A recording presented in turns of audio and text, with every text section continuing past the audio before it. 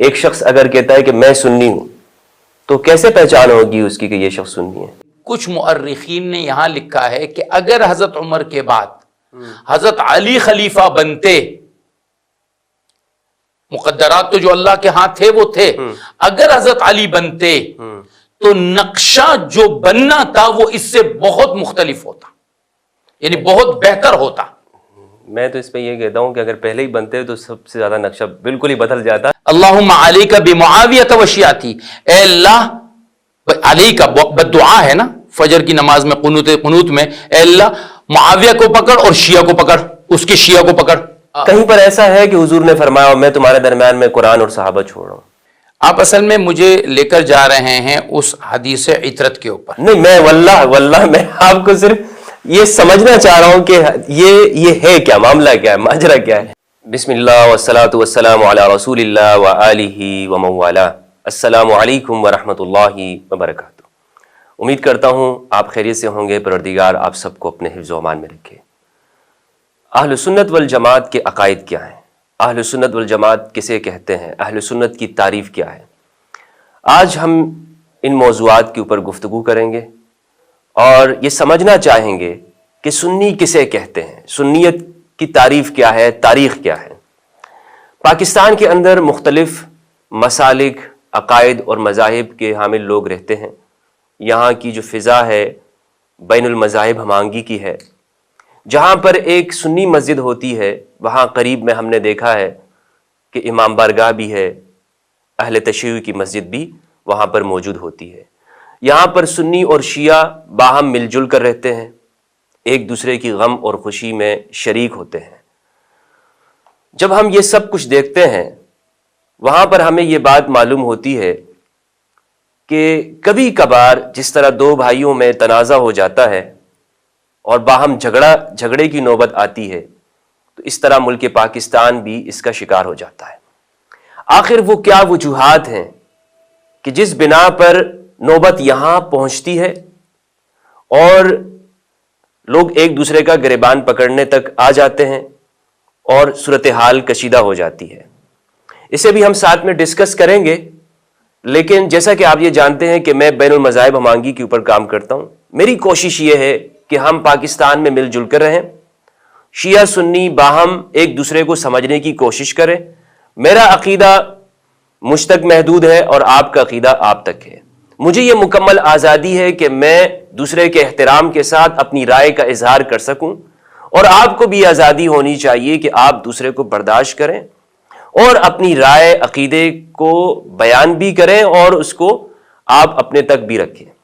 لیکن اس عقیدے کی وجہ سے ایسی فضا کا قائم ہو جانا جس سے نفرت پیدا ہو اور لوگ ایک دوسرے کے ساتھ لڑنے تک آ جائیں اور بھائی بھائی میں جھگڑا پیدا ہو جائے، میں سمجھتا ہوں کہ یہ فضا اس کی نوبت نہیں آنی چاہیے۔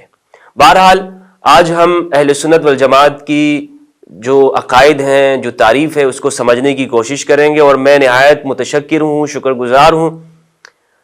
مشہور و معروف شخصیت ہیں ملک پاکستان کی، اہل سنت والجماعت سے ان کا تعلق ہے، دیوبند مسلک سے، دیوبند جماعت سے ان کا تعلق ہے، اور بہت اچھی گفتگو کرتے ہیں جناب اخندزادہ عبدالباقی صاحب حفظہ اللہ، اور مختلف پوڈ کاسٹ کے اندر آپ نے انہیں دیکھا ہوگا، انٹرویوز کے اندر، سوشل میڈیا کے اوپر ان کے مختلف جملے بھی وائرل ہوتے ہیں۔ تو آج میں نے یہ چاہا کہ میں ان سے بات کروں اور ہم آپس میں ایک جگہ بیٹھیں اور چائے کے اوپر بیٹھ کر باہم ہم گفت و شنید کریں، گپ شپ لگائیں، گفتگو ہو، ایک دوسرے کو سمجھنے کی کوشش کریں، تاکہ یہ جو اہل سنت کے حوالے سے جو اختلافات ہیں اس موضوع کے اوپر گفتگو ہو سکے۔ بہت بہت شکریہ حضرت آپ کا۔ سب سے پہلے تو تحیات اور سلام آپ کی بارگاہ۔ وعلیکم السلام ورحمۃ اللہ وبرکاتہ۔ آپ کا شکریہ کہ آپ نے جو تمہید میں اتنی اہم باتیں کی۔ یقیناً ان باتوں کے لیے، ان مسائل کے لیے میری ذات، میری شخصیت بہت چھوٹی ہے، باتیں بہت بڑی بڑی ہیں، اور آپ نے کہا کہ ہمارا معاشرہ متحمل نہیں ہو سکتا، یقیناً یہ بات ہے، لیکن ہم اپنے حصے کا دیا جلانے کی کوشش کریں، اور جس قدر اتفاقات ہیں اس پر ہم آ جائیں، انشاءاللہ اختلافات آہستہ آہستہ اللہ اس کو ختم فرما دیں گے انشاءاللہ. ٹھیک ہے. اچھا حضرت، سب سے پہلے تو مجھے یہ بتائیے گا کہ آپ کا تعلیمی جو پس منظر ہے وہ کیا ہے؟ میں تھوڑا تعارف لینا چاہوں گا. کس ادارے سے آپ کی فراغت ہوئی ہے اور کیا آپ کا علمی مشغلہ کیا ہے آپ کا؟ جامعہ بن نوری ٹاؤن، علامہ بن نوری ٹاؤن گرومت درہ، یہاں سے ہماری 94 ہمارا سال تھا تعلیمی. جنوری 95 میں فراغت میری ہوئی ہے تعلیم سے. پھر 95-96 میں نے یہیں سے تخصص فی الفقہ یعنی افتاء کا کورس، مفتی بنا میں. پھر میں نے 4 سال 2000 سے لے کر 2004 تک دارالعلوم کراچی میں حضرت مفتی تقی عثمانی صاحب کے زیر سرپرستی وہاں پر میں نے تمرین افتاء کیا ہے. ماشاءاللہ. 98 سے لے کر 2009 تک 11 سال کراچی کا ایک مشہور ادارہ ہے مدرسہ ابن عباس، وہاں میں مدرس تھا جہاں عربی میں تدریس ہوتی ہے، اور وہاں کا میں رئیس دار الافتاء بھی تھا. میں کچھ عرصہ جامعہ بن نوریہ میں بھی بحیثیت مفتی رہا ہوں. میرا اپنا ایک ادارہ ہے میٹروول سائٹ میں، جامعہ اسلامیہ رضیہ للبنات کے نام سے. میں وہاں کا معتمم بھی ہوں، وہاں کا مفتی بھی ہوں.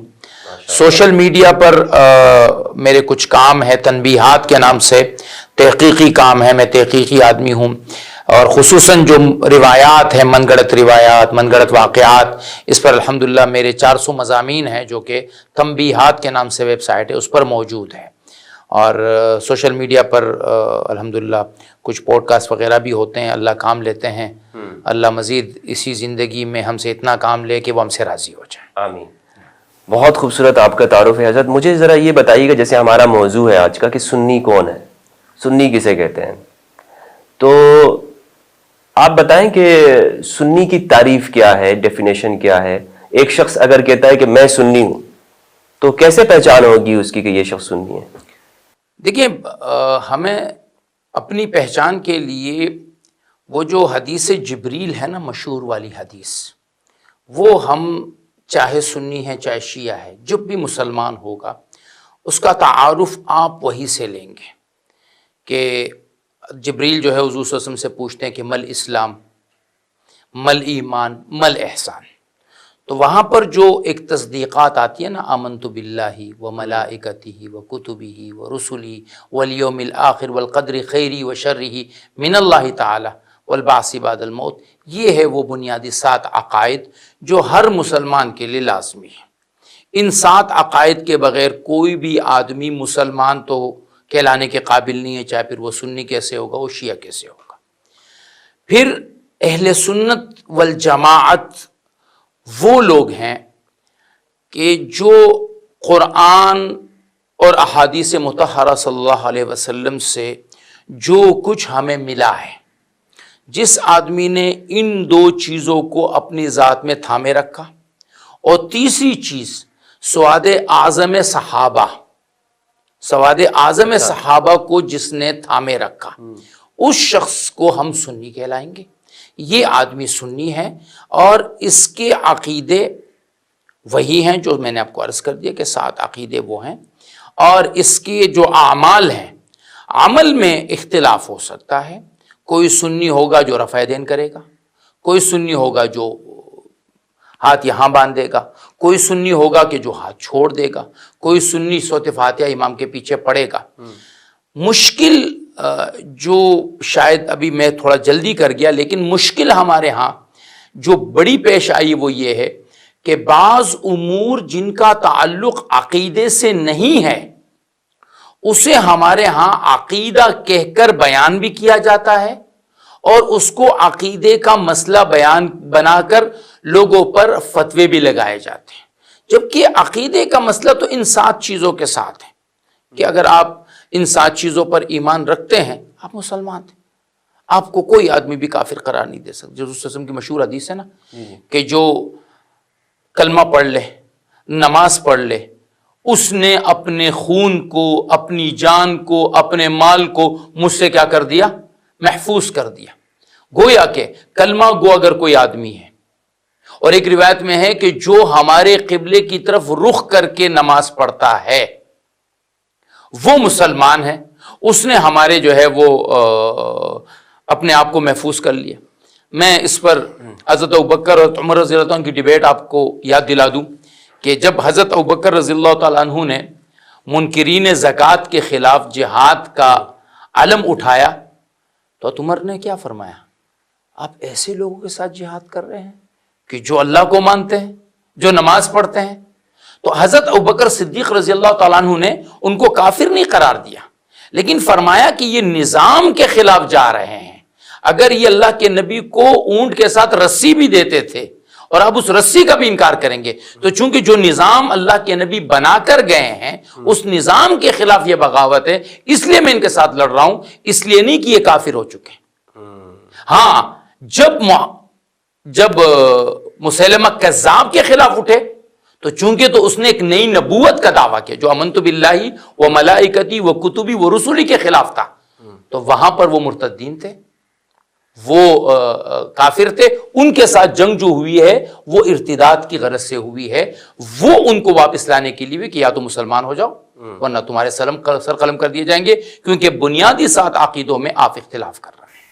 اچھا، تو یہ جو آپ نے حدیث جبریل کے ضمن سے جو عقائد مستنبط کیے ہیں، جو آپ نے نکالے ہیں کہ اللہ پر ایمان، قرآن پر، رسولوں پر، قیامت پر، فرشتوں پر، تقدیر پر، یہ جو عقائد ہیں عقیدہ آخرت بھی اس میں تو سنی شیعہ سب ہی، آپ نے خود کہا کہ اگر کوئی نہیں مانتا تو مسلمان ہی نہیں ہے، تو اس میں تو سب متفق ہو گئے، تو پھر یہ تفریق کیسے پیدا ہو گئی نا؟ اس میں تو آپ جو بات کر رہے ہیں اس میں تو کوئی تفریق قائم ہی نہیں ہو سکتی ہے ان عقائد کی بنیاد کے اوپر۔ اس میں تو آپ نے صحابہ کے اوپر ایمان کا بھی ذکر نہیں کیا ہے، یہ تو آپ نے مطلقاً بات کر دی ہے، تو پھر یہ تو سنی نہ ہوا نا، ایمان کی بات ہو گئی۔ اس سنیت کیا ہے؟ دیکھیے، اصل میں نے ایک بات آپ سے عرض کی نا کہ ہمارے ہاں مشکل کیا ہوئی ہے کہ ہم نے کچھ چیزوں کو عقیدے زبردستی کے بنا دیے۔ اچھا، یہاں میں ایک بات کو عرض کرتا ہوں جو شاید آپ کے سوالات میں موجود بھی ہو، آپ کے ذہن میں ہو بھی۔ شیعہ سنی کا جو پہلا اختلاف پیدا ہوتا ہے وہ آتا ہے امامت کے اوپر، صحیح، خلافت کے جو مسائل ہیں، ٹھیک ہے۔ اختلاف کیا پیدا ہوتا ہے یہاں پر؟ شیعہ امامت کو عقیدہ سمجھتے ہیں، عقیدہ امامت، صحیح ہے، شیعہ کتب میں اس کو عقیدہ کہہ کر بیان کیا جاتا ہے، جبکہ یہ عقیدہ نہیں ہے، نہیں، ہم اسے عقیدہ نہیں سمجھتے۔ اچھا، آپ تاریخ اٹھا لیں، یہ جو امامت ہے یہ ابتدائی 2، 2.5 بلکہ 3 صدیوں تک یہ ایک سیاسی مسئلہ تھا۔ اچھا، جی، یہ سیاسی مسئلہ تھا۔ کیا مسئلہ تھا؟ ایک جماعت صحابہ کی یہ سمجھتی تھی کہ احق بالخلافہ جو ہے وہ علی ہے رضوان اللہ علیہم اجمعین۔ ایک جماعت تھی جو یہ سمجھتی تھی کہ احق بالخلافہ جو ہے وہ حضرت علی رضی اللہ تعالیٰ عنہ ہے۔ اکثریت صحابہ جو تھے وہ ابوبکر صدیق رضی اللہ تعالیٰ عنہ کے ساتھ سقیفہ بنو ساعدہ میں بیعت کچھ نے کی، پھر سب نے آ کے مدینہ کی مسجد میں بیعت کر لی، اکثریت ہو گئی۔ تابعین میں ایک جماعت تھی جو یہ سمجھتی تھی کہ جو اس وقت اہل بیت میں سے موجود ہے، اگر وہ زین العابدین ہیں یا امام باقر ہیں یا امام جعفر صادق ہے رضوان اللہ علیہ مجمعین رحمہم اللہ، وہ یہ سمجھتے تھے کہ یہ حضرات بقیہ لوگوں سے زیادہ احق بالخلافت ہیں۔ اچھا، وہ تو امام زین العابدین علیہ السلام کی بات تو اگلے دور کی آئے گی نا، پہلے تو امام علی کی وہ صفین کی باتیں ہیں۔ میں عرض کرتا ہوں، اچھا، امام ابو حنیفہ رحمہ اللہ کے بارے میں آپ کو معلوم ہے کہ انہوں نے زید ابن علی رضی اللہ عنہ کے ساتھ دیا، بالکل بالکل، ٹھیک ہے، امامت میں ساتھ دیا، ان کو خلیفہ بنانے کے لیے ساتھ دیا۔ ان کے نزدیک کیا تھا؟ آپ نے کبھی کسی سے سنا کہ وہ یہ کہیں کہ امام ابو حنیفہ شیعہ تھے؟ نہیں۔ کیوں؟ کیونکہ وہ بھی یہ سمجھتے تھے کہ یہ خلافت، کسی کو بنانا خلیفہ، یہ صرف اور صرف ایک سیاسی معاملہ تھا۔ ہم نے سیاسی طور پر، کیا سیاسی کا مطلب کیا ہے؟ اگر ایک آدمی یہ کہے کہ علی رضی اللہ تعالیٰ عنہ ابوبکر سے زیادہ احق بالخلافت تھے، تو ہم زیادہ سے زیادہ یہ کہیں گے کہ بحیثیت سنی کہ آپ کی رائے سواد اعظم صحابہ کے مقابل میں ہم اس کو درست نہیں سمجھتے ہیں، لیکن نہ آپ کافر ہیں نہ آپ اسلام سے خارج ہیں، نہ آپ کو ہم کچھ کہتے ہیں. ٹھیک ہے آپ کی یہ رائے ہے، لیکن آپ کی رائے کے مقابل میں صحابہ کی اتنی بڑی جماعت کھڑی ہے، انہوں نے کہا ہے کہ ابوبکر خلیفہ ہوں گے تو وہ خلیفہ ہوں. ات عمر رضی اللہ عنہ خلیفہ بنے، ات علی رضی اللہ عنہ موجود تھے، ات حسن موجود تھے، ات حسین موجود تھے. آپ یہ سمجھتے ہیں کہ ات عمر سے ات علی جو ہے مقدم ہونے چاہیے تھے، یہ آپ کی رائے ہے، لیکن اس رائے سے آپ کافر نہیں ہیں. پھر ہمارے مؤرخین نے یہ بات لکھی عجیب، میں آپ کو بتا دوں کہ کچھ مؤرخین نے یہاں لکھا ہے کہ اگر حضرت عمر کے بعد حضرت علی خلیفہ بنتے، مقدرات تو جو اللہ کے ہاں تھے وہ تھے، اگر حضرت علی بنتے تو نقشہ جو بننا تھا وہ اس سے بہت مختلف ہوتا، یعنی بہت بہتر ہوتا. میں تو اس پہ یہ کہتا ہوں کہ اگر پہلے ہی بنتے تو سب سے زیادہ نقشہ بالکل ہی بدل جاتا. لیکن بہرحال یہاں پر مجھے یہ چیز سمجھ نہیں آ رہی نا علامہ صاحب، آپ نے جو تعریف ڈیفینیشن میں کہا ہے کہ جو ایمانیات آپ نے ذکر کی ہیں، میں سمجھنا چاہتا ہوں ایک طالب علم ہونے کی حیثیت سے، اور اپنی اصلاح بھی کرنا چاہتا ہوں. دعا بھی ہے کہ پروردگار سے کہ میں میری اصلاح فرما دے کہ یہ جو عقائد اس طرح تو تمام فرقوں کا خاتمہ ہو گیا. یہ جو تعریف آپ نے کر دی، اگر اس کے اوپر آ جاتے ہیں، صرف ایک بالقدر خیری و شرعی کو، اگر شرعی کے لفظ کو ہم نکال دیں، باقی تو سارے مشترکات ہیں.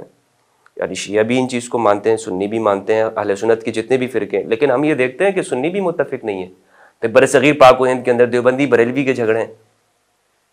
اور آپ نے یہ کہا کہ امامت یہ سیاسی مسئلہ ہے، اہل تشیع تو اس کو ایمانیات کے اندر ذکر کرتے ہیں. ٹھیک ہے، تو یہ چیز مجھے ذرا سمجھ نہیں آ رہی، اور میں نہیں سمجھتا ہوں کہ اس طرح تو یہ سنیت کی بھی تعریف ہے، کیونکہ ہمارے علماء سنیت کی تعریف یہ نہیں کرتے.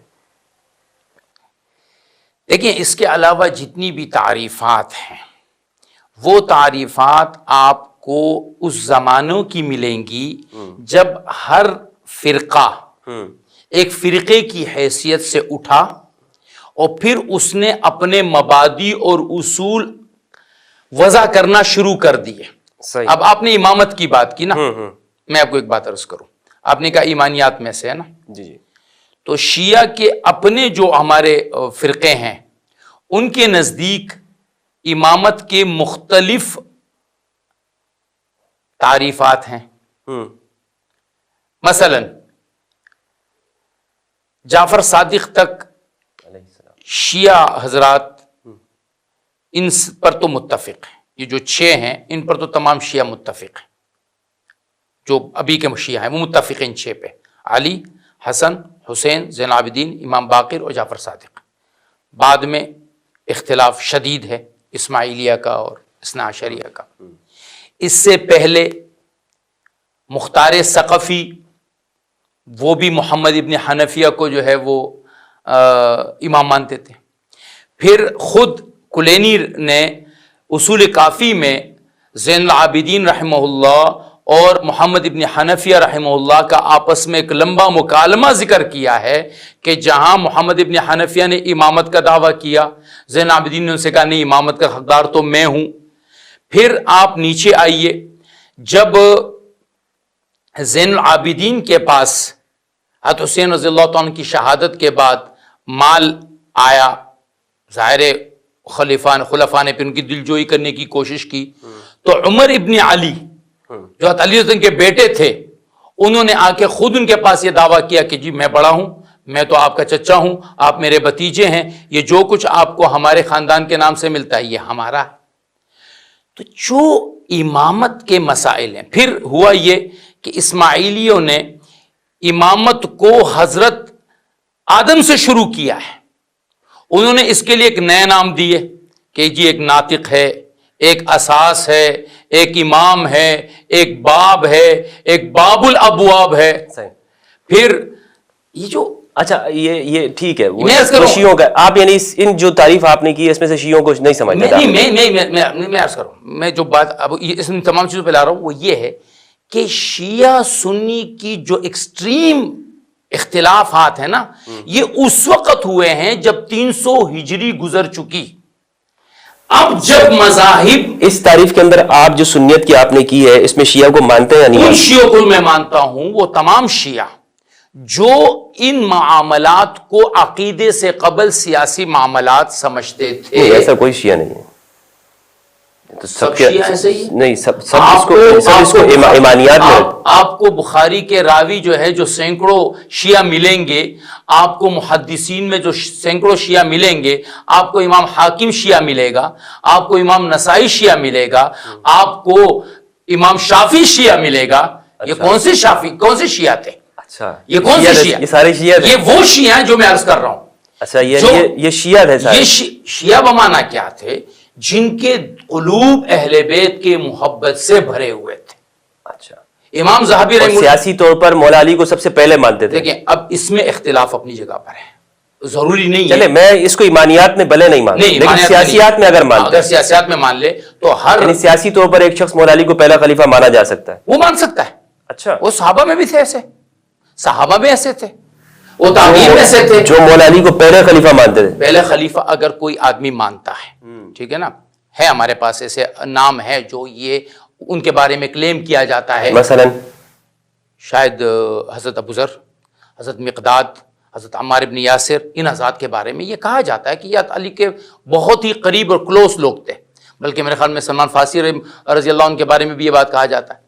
تو میں یہ عرض کر رہا ہوں، اور بھی کچھ نام ہیں ہمارے پاس، نام آتے ہیں۔ یعنی یہ سیاسی طور پر امام علی کو امام مانتے تھے، سیاسی امام، سیاسی بات مانتے صحیح ہے۔ اب دیکھیں، اس کا مطلب یہ ہے کہ یہ تو سابقون الاولون ہیں، یہ جتنے بھی نام آپ نے ذکر کیے، تو سابقون الاولون اگر حضرت علی کی خلافت پر اجماع نہیں کر رہے ہیں تو وہ تو اجماع نہیں ہوا پھر۔ لیکن اجماع صحابہ تو نہیں ہوا کم از کم۔ نہیں، دیکھیں، اجماع کتنے افراد کے ختم ہونے سے ہوتا ہے یہ ایک الگ مسئلہ ہے۔ اگر حضور صلی اللہ علیہ وسلم 1,00,000 صحابہ چھوڑ کر گئے اور 1,00,000 میں سے 20 افراد نے کہا جی ہم نہیں مانتے، سب کی پیروی تو کرنی نہیں ہے نا۔ سنیں نا، نہیں ایسا نہیں ہے، وہ روایت تو بالکل من گڑت ہے نا کہ اصحابی کالنجوم بأیہم اقتدیتم اہتدیتم، یہ تو من گڑت روایت ہے، وہ من گڑت ہے، وہ من گڑت روایت۔ اچھا، یہ روایت من گڑت ہے، یہ روایت تو من گڑت، اس میں تو کوئی شک نہیں۔ تو آپ نے اس کا مطلب ہے کہ نکال دیا سارے صحابہ کو اقتداء سے؟ نہ، ایسا نہیں ہے، ایسا نہیں۔ نہیں، روایت تو یہی ہے نا، روایت صحابہ کی اقتداء میں کریں۔ آپ کو بتاتا ہوں، حدیث جو صحیح ہے وہ یہ ہے کہ حضور صلی اللہ علیہ وسلم نے فرمایا یہ جو ستارے ہیں یہ آسمان کی حفاظت ہے، النجوم امنۃ للسماء، اور میرے صحابہ جو ہیں وہ میری امت کے امان ہیں، جب تک میری امت میں صحابہ رہیں گے میری امت امن سے رہے گی۔ یہ صحیح ہے، یہ صحیح حدیث ہے۔ اب جب صحابہ، ان کی پیروی کرو صحابہ کی۔ دیکھیں، اگر آپ کسی ایک صحابی کو پکڑتے ہیں، جیسے ایک مشہور حدیث ہے حضرت ابن عباس رضی اللہ عنہ جو حضرت علی رضی اللہ عنہ کے ساتھ ہر وقت کے ساتھی ہیں اور ہر جنگ میں ان کے ساتھ کھڑے رہے، آخر تک ان کا ساتھ دیا، ان سے کسی نے کہا کہ جی حضرت معاویہ رضی اللہ عنہ نے جو ہے وہ نماز ایسی پڑھی، تو انہوں نے کیا فرمایا؟ اترکوہ فإنہ مجتہد وإنہ فقیہ، چھوڑے فقیہ ہے۔ کیا مطلب؟ اگر کسی آدمی نے، یہ بخاری کی روایت ہے، بخاری کی روایت، اگر تحاوی کی روایت اس کے خلاف ہے، اس میں اضافہ بھی ہے۔ وہ دیکھیں، وہ تو ایک وطر والے مسئلے پر تو ظاہر بات ہے جن کی ایک وطر کا امام تحاوی رحمہ اللہ اس کے قائل نہیں ہے، انہوں نے روایت ذکر کی ہے کہ روایت کی صحت میں کوئی اشکال نہیں ہے، روایت کی تشریح میں اختلاف ہے، عرض یہ کر رہا ہوں۔ لیکن احناف کا موقف یہ نہیں، میں عرض کر رہا ہوں احناف کی طرف تو نہ ہے نا، میں بھی احناف کی طرف آ رہا ہوں۔ احناف نے حضرت عبداللہ ابن مسعود رضی اللہ عنہ کو پکڑ لیا ہے، ٹھیک ہے۔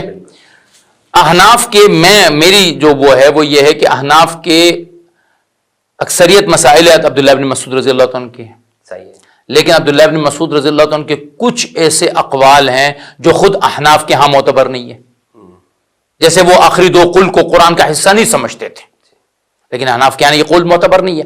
اگر آپ نے کسی ایک صحابی کو پکڑ لیا، معوذتین کو، جی معوذتین، آپ نے اگر کسی صحابی کے کسی قول کو پکڑ لیا اور آپ نے اس صحابی کی اتباع کی، آپ فلاح پہ، آپ فلاح پر ہیں، آپ فلاح پر ہیں، اپنا کام نہیں ہے۔ اچھا، لیکن اس کے لیے ضروری یہ ہے کہ آپ دیگر جو صحابہ ہیں، یعنی صحابی وہ غلط کر ہی نہیں سکتے ہیں، اس لیے میں فلاح پہ ہوں گا۔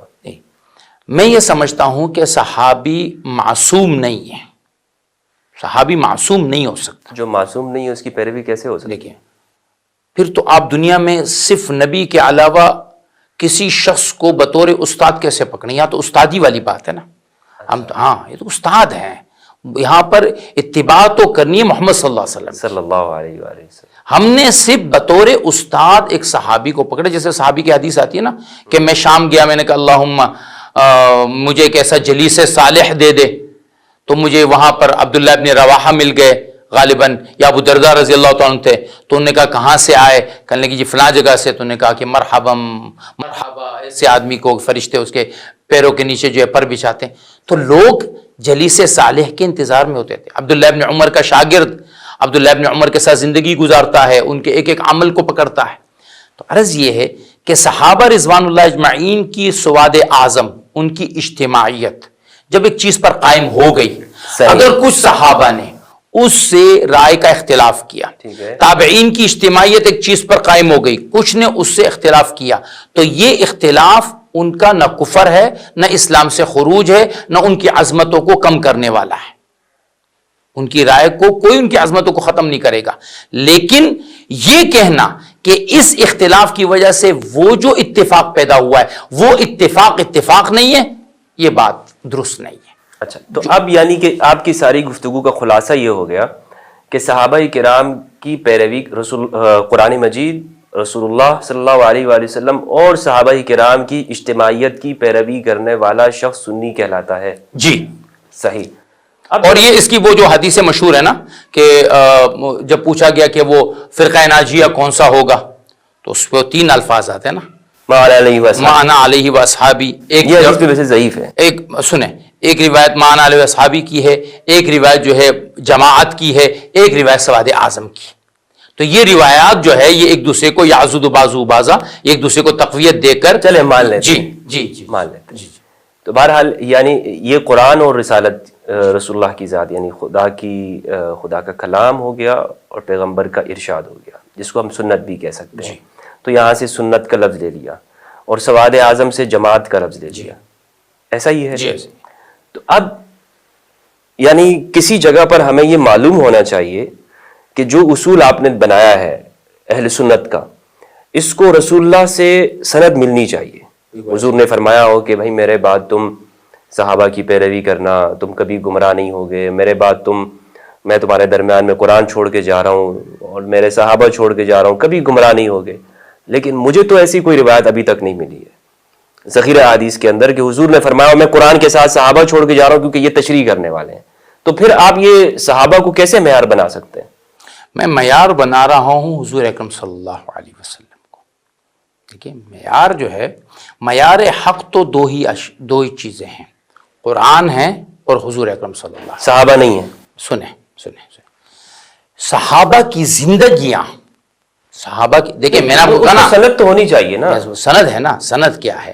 آپ علیہ الصلوۃ والسلام نے کیا فرمایا؟ علیکم بسنتی وسنت الخلفاء الراشدین المہدیین عضوا علیہ بالنواجذ.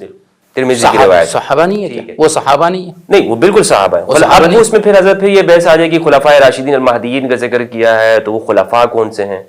نہیں تو وہ تو آپ پھر میں آپ سے اس لیے میں اس میں جانا نہیں چاہتا. جائیں گے ہم، آپ جائیں وہاں پر کہ آپ صحابہ کو اگر بالکل نکال رہے ہیں. میں نہیں نکالنا، میں سمجھنا چاہتا ہوں کہ صحابہ جسے آپ فرما رہے ہیں کہ صحابہ کی پیروی کرنا ہے حضرت، تو ان صحابہ کے بارے میں رسول کا فرمان بھی تو ہوگا. ہر صحابی کے لیے الگ الگ فرمان بھی تو موجود ہے نا. نہیں، ہر صحابی، آپ نے فرمایا نا کہ ہر صحابی کو تو مطلب صحابی معصوم تو نہیں ہوتا. آپ علیہ الصلوۃ والسلام نے ہمیں فرمایا کہ جو میری امت کے لیے عبداللہ ابن مسعود کے بارے میں فرمایا، جو یہ پسند کر لے وہ تم اس کو پکڑ لو. لیکن جماعت صحابہ کے بارے میں نہیں فرمایا. نہیں، جماعت صحابہ کے بارے میں نے آپ کو حدیث بتا دی کہ آپ علیہ السلام نے فرمایا کہ میرے صحابہ اس امت کے لیے امن ہیں، یہ ان کو حفاظت ان کی رکھیں گے. اب کس چیز میں حفاظت کریں گے؟ وہ کوئی چھتریاں لے کے تو نہیں کھڑے ہوں گے، تلوار لے کے تو نہیں کھڑے ہوں گے. اس کا مطلب یہ ہے کہ یہ ان کی ایمانوں کی حفاظت کریں گے، یہ ان کے جو ہے وہ اعمال کی حفاظت کریں گے، یہی مطلب ہے. اب جو کہیں پر ایسا ہے کہ حضور نے فرمایا میں تمہارے درمیان میں قرآن اور صحابہ چھوڑ رہا ہوں؟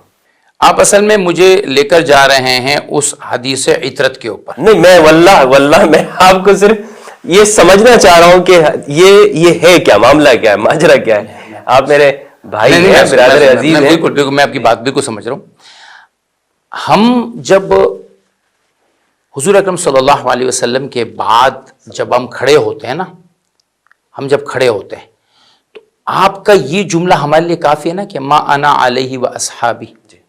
لیکن یہ ضعیف ہے. دیکھیے جماعت کا لفظ بھی ہے، سواد اعظم کا لفظ بھی ہے، اور یہ روایات مل کر یہ درجہ حسن سے صحیح روایت بتا دیں. دیکھیے صحیح روایات کو اب میں یہاں آپ سے عرض کروں کہ صحابہ بخاری مسلم کی بتا دیں، یہ ترمذی کی روایت ہے، بخاری مسلم کی بتا دیں۔ قرآن کی تشریحات کے لیے ہمیں اللہ کے نبی نے صحابہ رضوان اللہ اجمعین کی جو دیکھیں آپ، میں آپ کو بتاؤں، میں صحابہ کو واجب الاتباع مانتا ہوں، ٹھیک ہے، لیکن روایت کی بنیاد پہ نہیں مانتا، ٹھیک ہے، میں قرآن کی بنیاد پہ مانتا ہوں۔ کیسے؟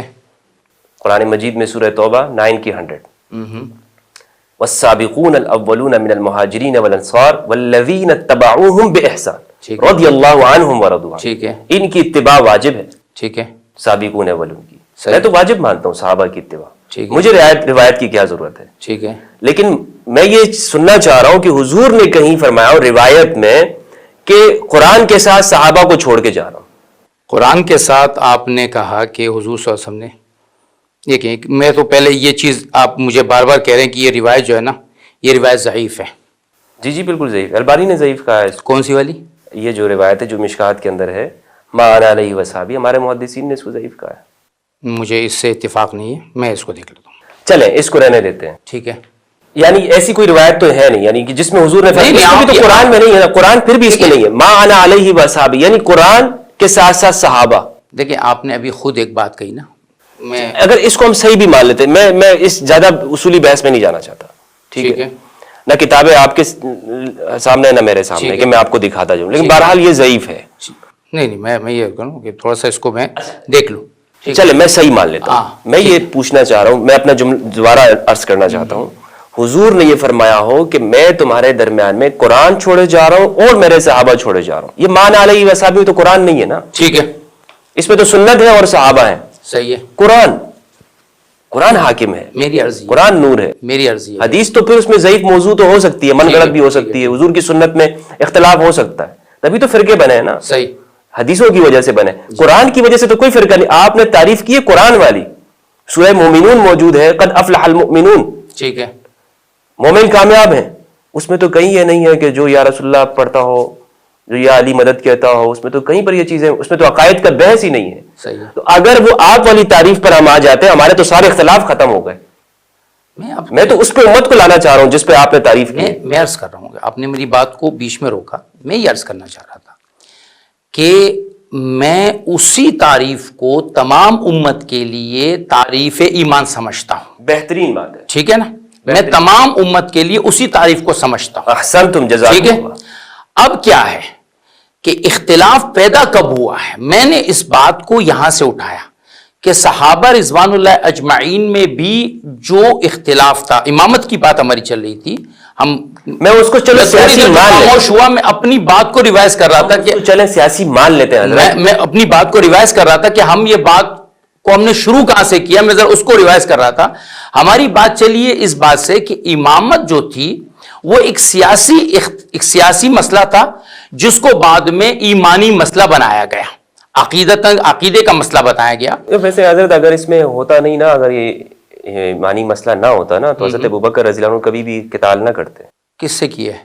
جن کا آپ نے کہا کہ انہوں نے کفر نہیں کیا تھا منکرین زکوٰۃ نے، وہ آپ کہیں بھی مجھے نہیں دکھا سکتے کہ انہوں نے ان کو کافر قرار دیا۔ ہاں نہیں کیا تھا نا، تو اس لیے تو ان کو، لیکن پھر بھی وہ ایمانی مسئلہ تو تھا، ان کے ساتھ قتال کیا گیا۔ نہیں، ایمان کا دیکھیں جو حضور صلی اللہ علیہ وسلم کے زمانے میں، ابوبکر کے زمانے میں جو لوگ جن سے قتال ہوا ہے وہ 3 طرح کے لوگ۔ اچھا وہ کافر نہیں تھے وہ لوگ؟ میں بتا دوں، ایک منکرین زکوٰۃ تھے، ایک مرتدین تھے، ایک وہ تھے جو مسلمہ کذاب کے ساتھ۔ نہیں، صرف منکرین زکوٰۃ کی بات ہے۔ منکرین زکوٰۃ کے ساتھ جو قتال ہوا ہے وہ بنا بر کفر نہیں ہوا ہے کہ یہ کافر ہوئے ہیں۔ اچھا جی، ماشاءاللہ، بنا بر کفر نہیں ہوا ہے، بنا پر اس لیے کہ وہ، میں نے آپ کو عمر رضی اللہ عنہ روایت سنائی نا کہ عمر رضی اللہ عنہ نے ان سے کہا کہ کیسے آپ ان سے لڑتے ہیں؟ تو انہوں نے کہا کہ اگر یہ ایک اللہ کے نبی کو اون کے ساتھ رسی بھی دیتے تھے تو میں اس رسی کو نہ دینے والے کے خلاف بھی لڑائی لڑوں گا، کیونکہ انہوں نے الذین فرقوا بین الصلاۃ والزکاۃ، الفاظ حدیث کیا ہے؟ الذین فرقوا بین الصلاۃ والزکاۃ، کہ نماز تو پڑھ رہے اور زکات نہیں دیں گے، نہیں، یہ تفریق ہمیں قبول نہیں ہے۔ صحیح۔ تو اس بنیاد پر یہ بات ہماری شروع ہوئی تھی کہ صحابہ رضوان اللہ اجمعین میں سے اگر ایک جماعت ایسی تھی جنہوں نے علی رضی اللہ عنہ کی طرف اپنے جھکاؤ کو رکھا، تابعین میں ایسی کوئی جماعت تھی تو ہم ان کو اس بنیاد پہ کافر قرار نہیں دیتے، نہ انہوں نے. بہترین حضرت جی بہترین بات ہو گئی. یعنی یہ ہے کہ خواہ ان کو ہم ایمانی مسئلہ نہیں مانتے، سیاسی طور پر مان لیتے ہیں، تب بھی آپ یہ فرما رہے ہیں کہ ان کو آپ تکفیر نہیں کریں. بالکل نہیں کریں گے. تو پھر اچھا وہ ان پہ سنیت کا اطلاق ہو سکتا ہے نا، پھر سیاسی مان رہے ہیں. ظاہر بات ہے. میں نے آپ سے کہا نا اتنے ہزاروں جو آپ کے محدثین شیعہ شیعہ شیعہ شیعہ شیعہ، کہاں سے آئی ہے شیعہ؟ بہت خطرناک بات آپ کہہ رہے ہیں. کیوں؟ شیعوں کو آپ سنی بنا رہے ہیں صاحب. میں تو چاہتا یہ ہوں کہ سارے شیعہ اور سنی، یہ لفظ شیعہ لفظ سنی، یہ فرقہ جعفریہ، یہ فرقہ جو ہے وہ اہل سنت والجماعت، یہ فرقہ دیوبندیہ، یہ فرقہ بریلیہ ختم ہو جائے، ہم سب ایک ہو جائیں. ہم تو چاہتے یہ ہیں. ہم اگر مسائل کو اسی سیاسی مسئلے کو سیاسی رہنے دیتے تو امام ابو حنیفہ بھی شیعہ ہے، زید بن علی کے ساتھ کھڑے تھے. ہر وہ آدمی جو میں تو آپ بھی شیعہ ہیں. ہاں میں بھی شیعہ ہوں. میں آپ کو امام زہبی کا ایک وہ سنانا چاہتا ہوں جو انہوں نے اس بارے میں کہا ہے. ہاں امام زہبی نے ایک بڑی عجیب بات کہی ہے. آپ اس کو سنیں گے تو آپ کو مزہ آ جائے گا کہ امام زہبی کیا کہتے ہیں. یعنی آپ جو امام علی کے صفوف میں اگر متقابل ہوئے ہیں لوگ. قال الذهبي في ترجمتي من سیر اعلام النبلاء مولانا الامام العلی امام علی من الخلفاء الراشدین المشہود لهم بالجنہ رضی اللہ عنہ نحبہ اشد الحب. اللہ اکبر. ہم ان سے علی سے شدید ترین محبت کرتے ہیں. ٹھیک ہے. ابناء الحسن والحسین علیہم السلام فثبتا رسول اللہ صلی اللہ علیہ وسلم وسیدہ شباب اہل الجنہ. اگلا جملہ سنیے، رسول کے بچے ہیں یہ. اگلا جملہ سنیے، مزے والا جملہ. لو استخلفا لکانا اہلا لذالکا، اگر ان کو خلیفہ بنایا جاتا ان کے زمانے میں تو یہ اس کے حقدار تھے. اگلا سنیں. زین العابدین کبیر القدر من سعادت العلماء العاملین یصلح للامامتی، اگر ان کو امام بنایا جاتا تو یہ امام بننے کے قابل تھے. بہترین. آگے چنیں. وَكَذَلِكَ ابْنُهُ ابو جعفر الباقر سید امام فقیح یصلح للخلافت، ان کو خلیفہ بنا چاہا جاتا یہ بھی خلافت کے مستحق تھے، یعنی حقدار تھے، ان میں خلافت کی ساری باتیں تھیں. وَكَذَا وَلَدُهُ جعفر الصادق کبیر الشان من ائمة العلم كان الاولی بالامر من ابی جعفر المنصور، ابو جعفر منصور سے زیادہ بہتر تھا کہ یہ خلیفہ بن جاتے. یہ ہے وہ ہمارا نظریہ جو ہماری کتابوں میں موجود ہے. آج اس نظریے کو بیان کرنے کی ضرورت ہے. جو آپ کہہ رہے ہیں کہ آپ سب کو جوڑ رہے ہیں، میں نہیں جوڑ رہا. زہابی آج سے 800 سال پہلے، اور یہ زہابی نے اپنے پاس سے تو بات نہیں کی ہوگی نا، زہابی نے یہ بات اوپر سے لی ہوگی نا، ان کے استاد سے، انہوں نے ان کے استاد سے. تو یہ ایک نظریہ موجود ہے کہ خلافت بمعنی، امامت بمعنی اگر سیاسی ہے تو ہم سب اس پہ متفق ہیں.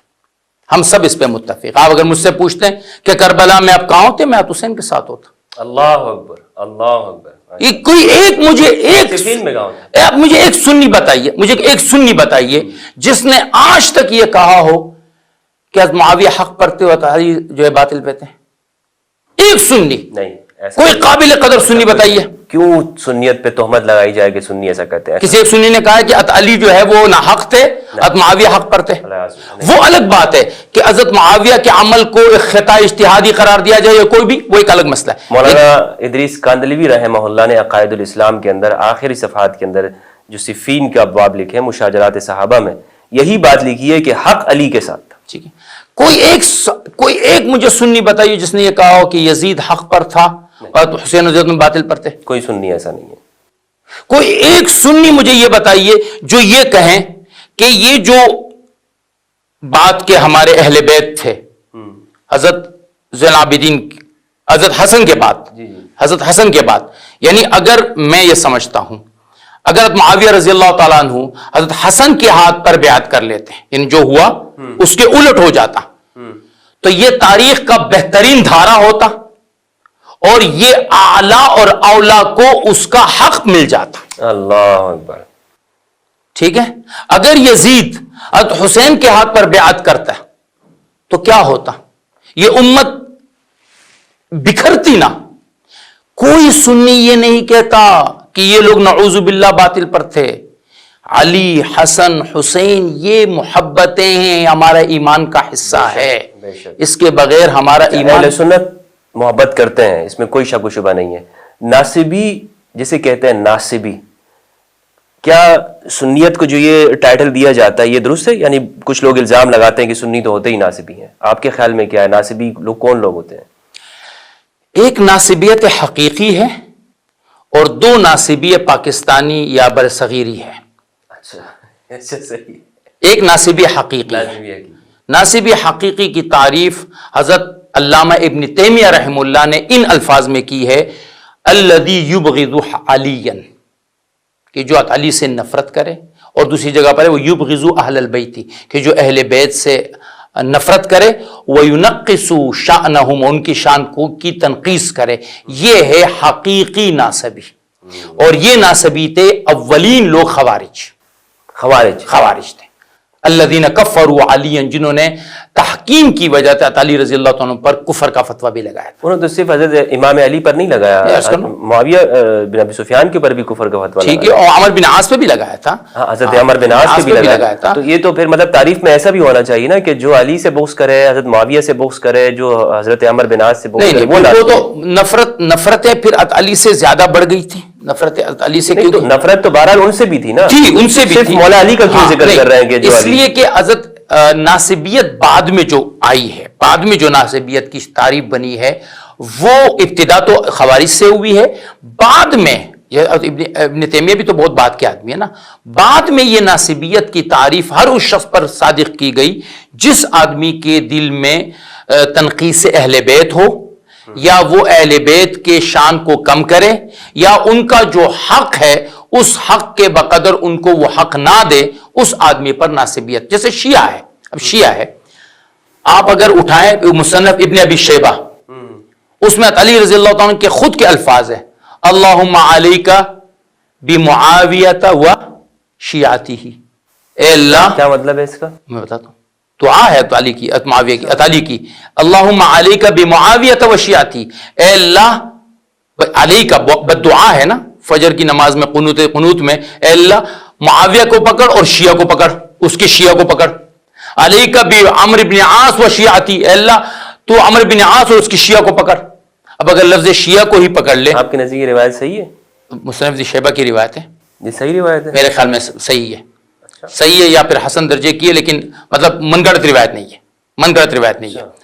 یہ روایت موجود ہے کہ لفظ شیعہ جو تھا نا شروع میں، یہ ایک مخصوص فرقے کا نام نہیں تھا. ہر وہ آدمی جو حضرت معاویہ کی طرف کھڑا تھا اس کو شیعان معاویہ کہا جاتا تھا، جو حضرت علی کی طرف کھڑا تھا اس کو شیعان علی کہا جاتا تھا. بعد میں یہ ایک مخصوص نام ہوا ان لوگوں کا جو اہل بیت کی طرف کھڑے ہو گئے.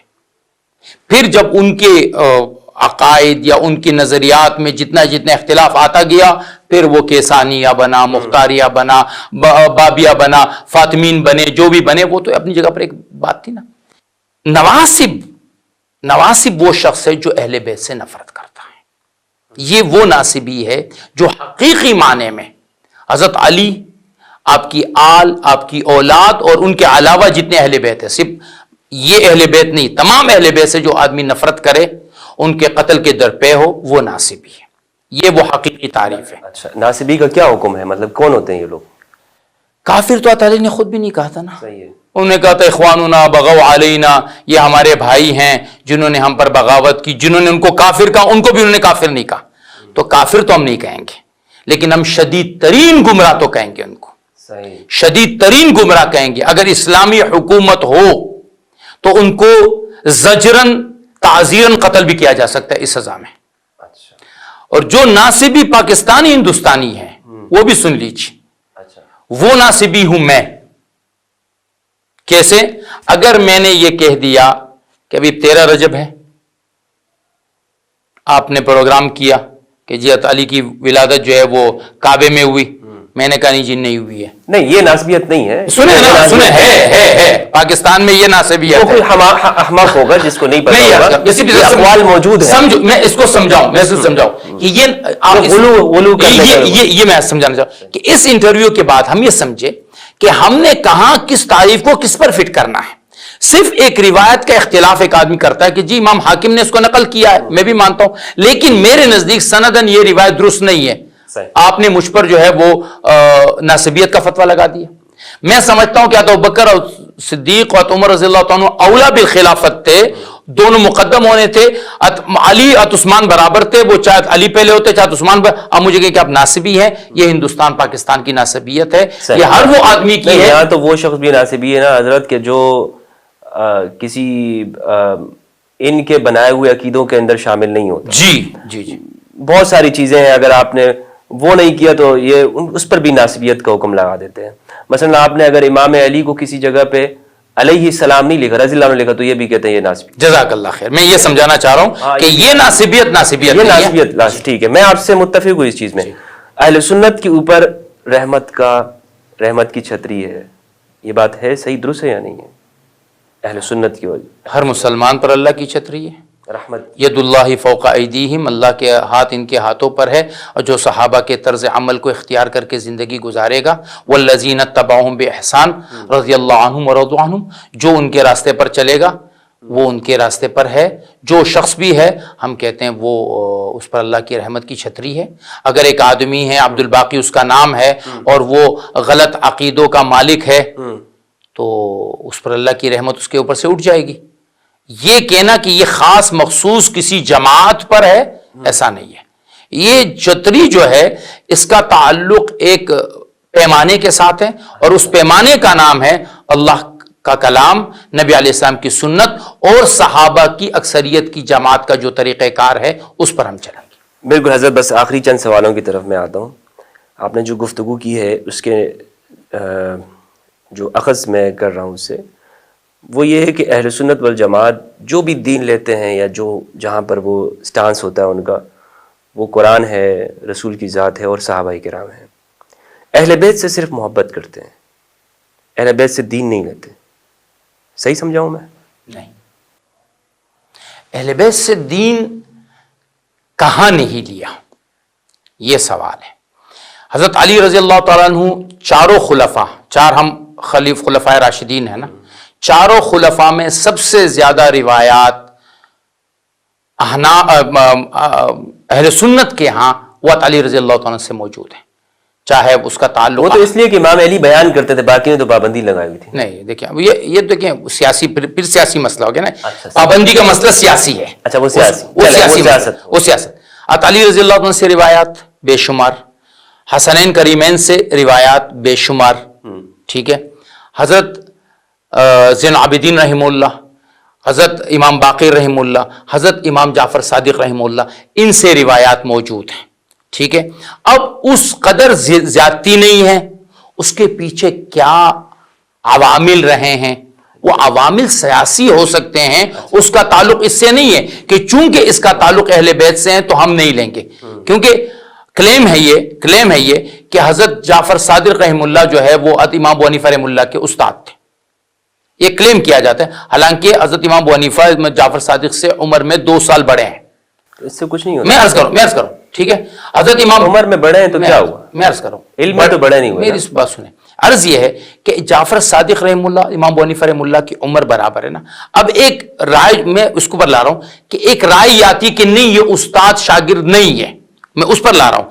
اس کی وجہ یہ ہے کہ کچھ لوگ کہتے ہیں کہ ہم عمر تھے لہٰذا علم لینے کا موقع نہیں ملا, البتہ ان کے والد محمد باقر رحمہ اللہ سے علم لینے کا موقع ملا ہے. تو گویا علم ایک ہی ہے, امام محمد الباقر اور امام جعفر صادق, کیا فرق ہے؟ تو میری عرض یہ ہے کہ علم جہاں بھی ضرورت پڑی ہے علم ان سے لیا گیا ہے, ٹھیک ہے. ایسا کچھ نہیں ہوا کہ ان سے علم اس لیے نہیں لیں گے کہ اہل بیت ہے, نہیں. ہاں وہ جو حدیث ہے مسلم کی زید بن ارقم رضی اللہ تعالیٰ کی کہ میرے اہل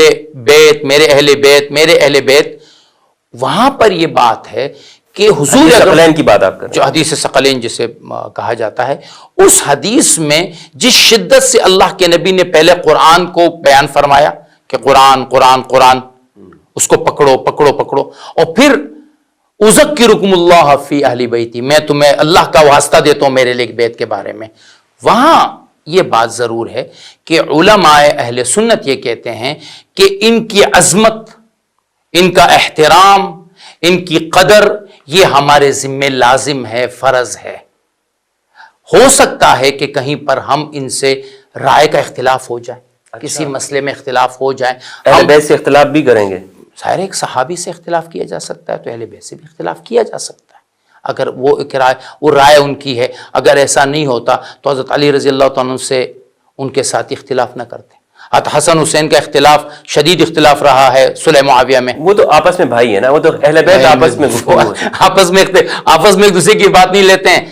اگر کسی آپس میں ایک دوسرے کی بات لیتے ہیں، ایسے نہیں کہ نہیں لیتے. اختلاف کی بات عرض کر رہا ہوں کہ اختلاف جہاں ہوا ہے وہ ایمان اور کفر میں نہیں ہوا ہے، وہ معاملات میں اختلاف ہوا ہے. اس نوبت پہ نہیں آیا نا جس طرح صحابہ آپس میں جھگڑے ہیں، جس طرح اہل بیت میں تو کوئی مثال نہیں ملتی کہ ایک دوسرے کے خلاف تلوار لی ہو. نہیں، لیکن ایسا ہوا ہے کہ جیسے میں نے شروع میں آپ سے عرض کیا کہ خود ایک دوسرے کے بارے میں یہ رائے رہی ہے کہ بھئی میں احق بالامامت ہوں، دوسرے نے کہا کہ میں احق بالامامت ہوں، دوسرے نے کہا میں احق بالامامت ہوں، یہ جو گدی آپ کو دی گئی ہے یہ مجھے ملنی چاہیے. کچھ نے کہا نہیں یہ اس بیٹے کو نہیں دینی چاہیے، اس بیٹے کو دینی چاہیے. یہ اختلاف امام حسن امام حسین تک یہ بات آئی نہیں ہے تو حسن حسین تک تو یہ بات نہیں ہے نا، یہ بات تو نیچے کی ہے. اصحاب کسا میں تو بہرحال ایسی چیز نہیں ہے. اصحاب کسا میں نہیں ہے، لیکن اصحاب کسا میں نہیں ہے. نیچے درجے کی لیول تک وہ خیر الگ بات ہے. یہاں پر عرض کرنے کا مقصد یہ ہے کہ اہل بیت سے جو میں نے آپ سے سوال کیا نا کہ دین نہیں لیتے، وہ اس لیے کہ آپ نے تعریف کے اندر جو پہلے سیٹ کیا ہے نا معیار، اس میں اہل بیت آپ نے سیٹ نہیں کیے ہیں.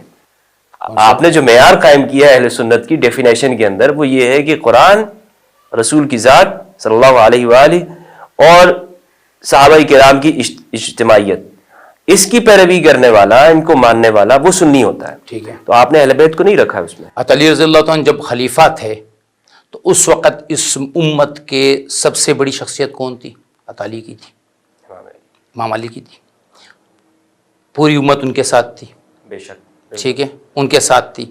اکثریت صحابہ ان کے ساتھ تھے. کچھ صحابہ وہ تھے جو معتزل تھے، یعنی ایک طرف بیٹھے ہوئے تھے، انہوں نے نہ ان کا ساتھ دیا نہ ان کا ساتھ دیا، لیکن اکثریت تو اس طرف تھے نا. وہ قلیل تعداد میں ہیں، ان میں صرف سعد بن ابی وقاص عشرہ مبشرہ میں سے. ٹھیک ہے نا. میری عرض کر یہ تھی کہ اہل بیت کو جب بھی، یعنی علی رضی اللہ عنہ خلیفہ تھے، اس وقت امیر تھے، تو جو ایک ہم نے بات سیٹ کی ہے کہ صحابہ، اس تعریف میں علی رضی اللہ بھی صادق ہیں، حضرت حسن بھی صادق ہیں، حضرت حسین بھی صادق ہیں. لیکن ایسا تو کبھی بھی یہ مطالبہ کسی نے بھی نہیں کیا نا. علی نے کہا ہو کہ آپ ان تینوں کو چھوڑو، آؤ میرے پاس مجھ سے دین لو، ایسا تو کبھی مطالبہ نہیں ہوا نا. حضرت حسن نے کیا ایسا مطالبہ، حضرت حسین نے کبھی کیا ایسا مطالبہ؟ وہ تو سیدھا سیدھا کہتے تھے بھائی میرے نانا جان کا دین ہے، میرے نانا جان کی دین کو پکڑو. اب نانا جان کا جو دین ہے وہ وہی لیں گے جو نانا جان نے کہا ہے کہ بھائی قرآن لو، حدیث لو، اور جو میری جماعت صحابہ کی جس پہ کھڑی ہے اس پہ کھڑے ہو جاؤ. تو جب جماعت آپ پھر کہہ رہے ہیں جماعت صحابہ، جی جماعت صحابہ کہوں گا. اچھا، لیکن پیغمبر نے ان کو چھوڑا ہے، یعنی امت کی ہدایت کے لیے، رہنمائی کے لیے. جماعت پہ کھڑا ہوں. آپ کا نیٹ نہیں چل رہا تھا، آپ کا یہاں نیٹ نہیں چل رہا تو میں کیا کروں، لیکن بہرحال جماعت صحابہ کو چھوڑا. میں بالکل اس پہ کھڑا ہوں کہ یہ روایت ہے. اہل بیت کو نہیں چھوڑا. نہیں، اہل بیت کو، ہمارے اہل بیت کی مخالفت کب ہوئی ہے مجھ سے یہ بتائیے نا. آپ ایک سوال یہ کریں گے کہ اہل بیت کی آپ اتباع نہیں کریں گے، میں یہ کہوں گا کہ وہ کون سا وقت ہے جب امت نے اہل بیت کو چھوڑ دیا؟ وہ وقت بتائیے. صفین میں چھوڑ دیا، نہیں چھوڑا ہے، سقیفہ میں نہیں چھوڑا ہے. دیکھیں سقیفہ کا معاملہ کربلا میں چھوڑ دیا. چلے یہ تو اجتماعیت ہے نا، کربلا میں تو چھوڑ دیا نا. کربلا میں ٹوٹل کتنے لوگ گئے تھے آپ سے پوچھ رہا ہوں؟ 72 افراد تھے. اس وقت خود اہل بیت کے کتنے افراد دنیا میں زندہ تھے؟ یہی تھے جو ہزاروں تھے. کیوں نہیں تھے وہ؟ سب سے پہلے بات یہ ہے کہ ایک ہے نا کہ ہم کسی پر الزام لگائیں، ایک یہ ہے کہ ایک چند افراد کو اگر چھوڑ کے گئے ہیں تو دیگر وجوہات کی وجہ سے ہو سکتا ہے، جیسے دیگر افراد ہے جیسے جن کا عذر ہے. کبھی بھی امت نے اہل بیت کو نہیں چھوڑا. اہل بیت کے ساتھ جو کچھ بھی پیش آیا وہ ایک حادثے کی شکل میں پیش آیا ہے، ایک حادثے کی شکل میں. دیکھیں علی رضی اللہ عنہ کے گئے رستے میں واقعہ ہو گیا. اب یہ کربلا کا جو واقعہ ہے اس واقعے کے پس پشت جو آپ واقعات دیکھیں گے، تمام لوگوں نے منع کیا تھا کہ آپ نہ جائیں نہ جائیں نہ جائیں نہ جائیں. کون تھا جس نے منع نہیں کیا؟ کون تھا جس نے منع نہیں کیا؟ علی رضی اللہ عنہ کی شہادت، امت کی اکثریت علی کے ساتھ کھڑی تھی آخر تک، وہ شہید ہوئے اس میں. حسن نے جب حالات کو دیکھا تو انہوں نے یہ دیکھا کہ میں چاہتا تو میں تو لاشوں کے ڈھیر لگا دوں اپنی خلافت کے، لیکن میں اس امت کو جوڑنا چاہتا ہوں. اہل بیت کے ساتھ امت ہمیشہ کھڑی ہے اور کھڑی رہے گی قیامت تک انشاءاللہ.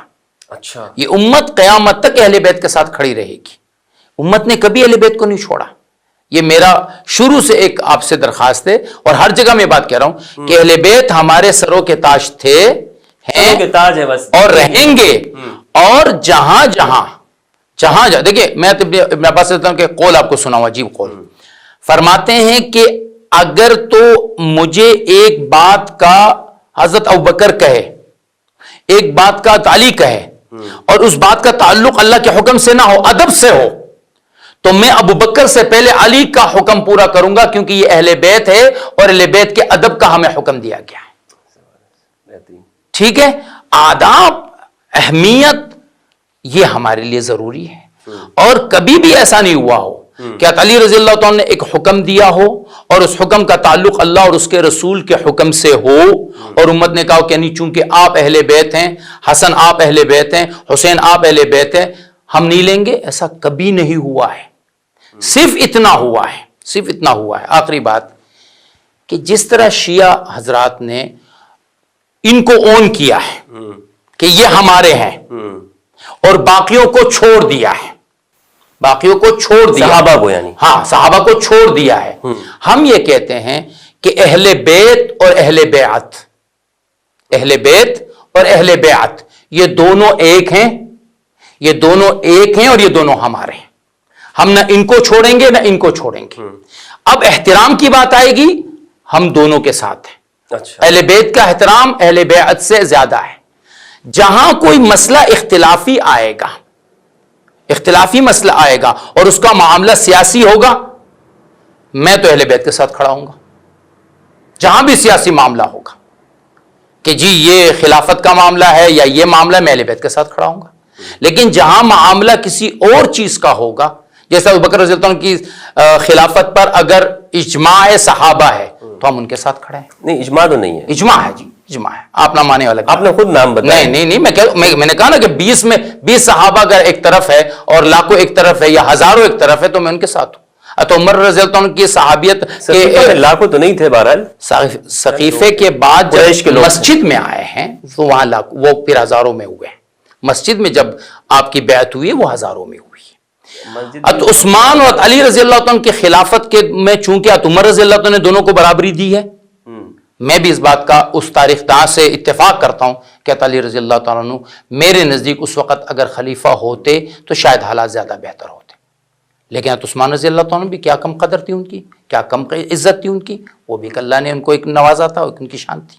تو اہل بیت کو چھوڑا نہیں گیا ہے، اہل بیت کو کہیں بھی اکیلا نہیں چھوڑا گیا. ہاں مظلوم ضرور رہے ہیں، بہترین ظلم ہوا ہے.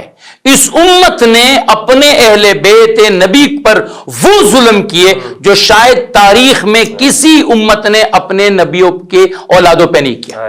کیا بات، کیا بات. اس سے تو میں 100% اتفاق کرتا ہوں کہ وہ سر کٹے جن کو کٹنا نہیں چاہیے تھا، وہ در جو ہے وہ برباد ہوئے جنہیں برباد نہیں ہونا چاہیے تھا. اس سے کوئی اختلاف نہیں. بہت بہت شکریہ حضرت آپ کا، آپ نے بہت پیاری گفتگو کی، علم میں اضافہ کیا. پروردگار آپ کے علم و عمل میں اضافہ فرمائے. میری طرف سے اگر کوئی الفاظ کے اندر کوئی آپ کی ادب میں کمی ہوئی ہو تو میں معذرت چاہتا ہوں، معافی کا خواستگار ہوں آپ سے. دوران گفتگو آپ کے ادب میں کوئی کمی ہوئی ہو، انشاءاللہ میں چاہوں گا کہ آپ مزید بھی اپنے علم سے ہمیں مستفید فرماتے رہیں اور افادہ کرتے رہیں ہمیں.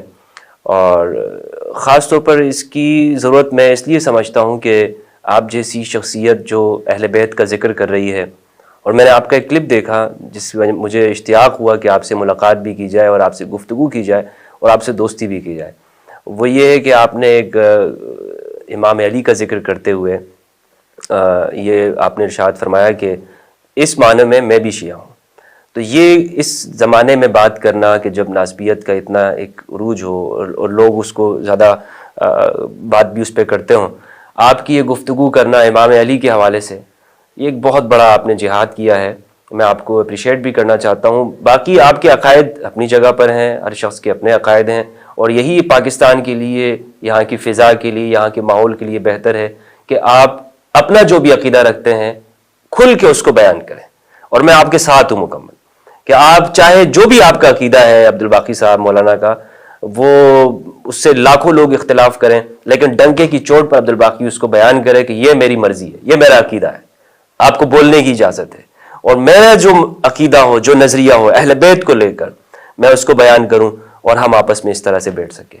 بہت شکریہ۔ بس اس میں پھر وہی بات کروں گا کہ عقیدے کو کے لفظ کو تھوڑا کم کر لیں، نظریے کی بات کر لیں، کیونکہ عقیدہ نہیں ہے، عقیدہ جو ہے نا وہ تھوڑا سا ایک بہت ہیوی ہو جاتا ہے، اس کی وجہ سے مشکل پیش ہو جاتی ہے۔ آپ کا نظریہ جو ہے آپ اس کو بیان کریں، میرا جو نظریہ میری رائے ہے میں اس کو بیان کروں۔ اللہ ہم سب کے لیے اپنے خیر کو آسان بھی فرمائے، اور ہمارے اس بیٹھنے کو اللہ رضا قبول بھی فرمائے، اور اس میں جو خیریں ہیں اس کو اللہ نکالے، اور جو شر ہے وہ منی و من الشیطان اللہ اس کو معاف فرمائے۔ بہت بہت شکریہ دوستو، آپ نے گفتگو سماعت کی، اور اس حوالے سے اگر آپ کے پاس کوئی سوال ہو تو کمنٹ کیجئے گا، آپ کو یہ گفتگو کیسے لگی۔ علامہ اخندزادہ عبدالباقی صاحب حفظہ اللہ کی جید عالم دین ہیں، اچھی پیاری گفتگو انہوں نے کی ہے، مؤثر ان کی گفتگو ہے۔ کوئی بھی سوال ہو آپ کا کمنٹ میں لکھیے گا، ہم انشاءاللہ علامہ صاحب سے اس کو پیش کریں گے، اور پھر اس پر ہم چاہیں گے کہ نیکسٹ سیشن بھی ہمارا ہو۔ بہت بہت شکریہ دوستو، اپنا اور اپنے پیاروں کا خیال رکھیے گا۔ فی امان اللہ، السلام علیکم، پاکستان زندہ باد۔